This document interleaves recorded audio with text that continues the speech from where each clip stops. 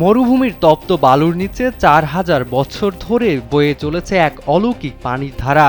নাম তার পবিত্র জমজম কূপ। প্রতিদিন এই কূপ থেকে প্রায় ৬৯ কোটি লিটার পানি তোলা হয়, কিন্তু আশ্চর্যজনক বিষয় হলো মাত্র ১১ মিনিটে এই পানির স্তর আবার আগের জায়গায় ফিরে আসে।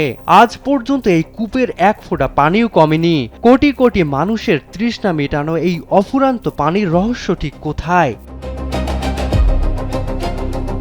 এই সত্য জানতে ১৯৭৯ সালে সৌদি বাদশাহ খালিদের নির্দেশে একদল সাহসী ডুবুরি নেমেছিলেন জমজম কূপের গভীরে। তাদের সাথে ছিলেন বিখ্যাত বিজ্ঞানী ডক্টর ইয়াহিয়া খোসাক। ডুবুরিরা যখন পানির নিচে প্রায় ২০ মিটার গভীরে পৌঁছান, তখনই ঘটে এক অবিশ্বাস্য ঘটনা।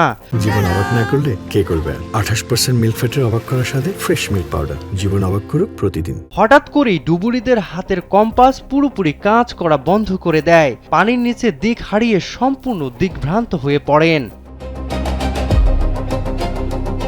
এরপর শক্তিশালী পাম্প দিয়ে পানি কিছুটা কমানো হয়। ডুবুরিরা মাত্র কয়েক মিনিটের জন্য দেখার সুযোগ পান সেই আদি উৎস, যেখান থেকে শতাব্দীর পর শতাব্দী ধরে অবিরাম পানি উথলে উঠছে।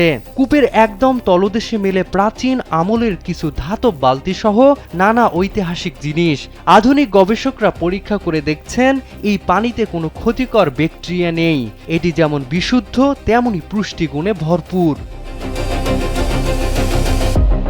তবে বিশ্লেষকরা মনে করেন কাবা থেকে জমজম কূপের অবস্থান মাত্র ২১ মিটার। তাই মসজিদুল হারামে ব্যবহার করা প্রচুর পরিমাণ স্টিল রিইনফোর্সমেন্ট, মার্বেল পাথর এবং অন্যান্য ভারী নির্মাণ সামগ্রী উল্লেখযোগ্য মাত্রায় তড়িৎ চৌম্বকীয় বাধার সৃষ্টি করে।